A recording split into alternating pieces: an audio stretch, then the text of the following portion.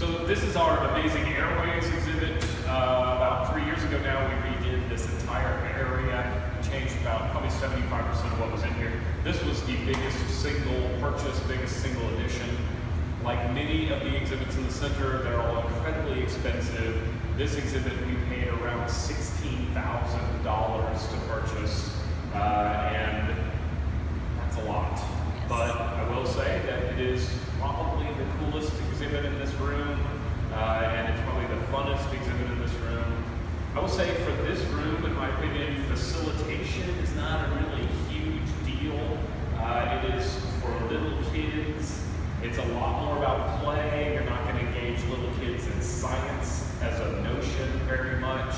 But this one, I will say, when I'm in here, which is mostly, when I'm in here working with this, it's because I'm fixing it. Because this thing needs frequent repairs, which we'll talk about that in a second. But when I'm in here doing it, like the only real thing I ever really say to a kid is, what moves the ball? Just to get them thinking about the idea of air as a thing. Like air is not nothing just because you can't see it.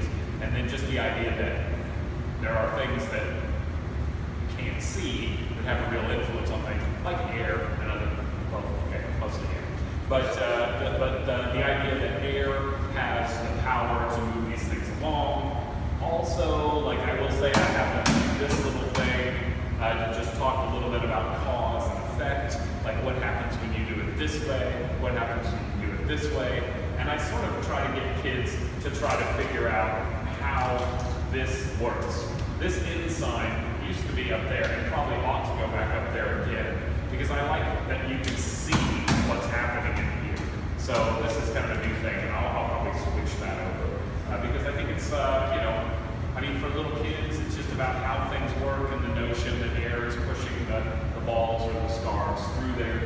As far as how the exhibit works, I don't think we need to talk much about that. Luckily, most 4-year-olds can figure it out. I will say that lots of times 4-year-olds are a little intimidated by putting the ball in here. You can't just put it in a little. You have to put it all the way in there. And some kids kind of freak out about that, you know.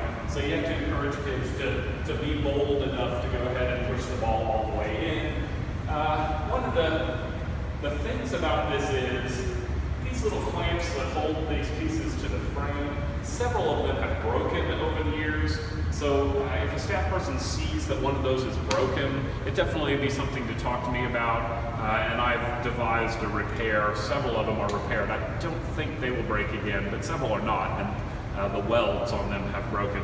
The number one issue with this, in my opinion, is the fact that kids will stuff balls from over there and blocks from over there and anything they can find into this exhibit. What is supposed to go in there is these fluffy balls, and there are some scarves over there that are also okay for the exhibit.